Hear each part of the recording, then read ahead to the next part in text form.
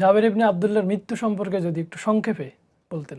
হাদিসের কিতাবে আমরা যেটা দেখতে পাই, জাবির আব্দুল রাদিয়াল্লাহু তাআলা ৭৮ হিজরিতে উনি ইন্তেকাল করেন।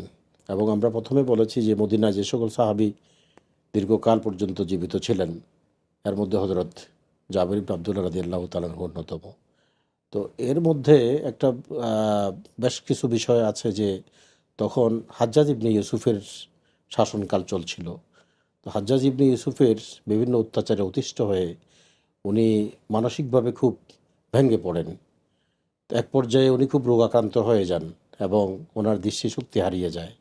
তো উনি মাঝে মধ্যে আফসোস করতেন যে আমি যদি এই দুঃশাসন থেকে যদি আল্লাহ আমাকে মুক্তি দিতেন, আমি চোখের কারণে দেখতে পাচ্ছি না, কিন্তু আমার দেহ যেহেতু এই ধরায় এখনও আজ বিদ্যমান আছে, তো আমি তো এই দুঃশাসন থেকে মুক্ত নই। আল্লাহ যদি আমাকে দুঃশাসন থেকে মুক্ত করতেন তাহলে আমার আরও ভালো হতো, এবং খুব আফসোস করতেন উনি হাজ্জাজ ইবনে ইউসুফের ওই সমসাময়িক দুঃশাসনে।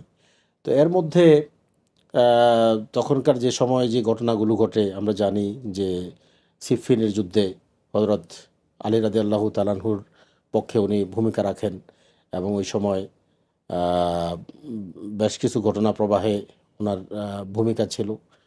তো যা হোক, এক পর্যায়ে উনি অসুস্থ হন এবং ৭৮ হিজরিতে উনি ইন্তেকাল করেন।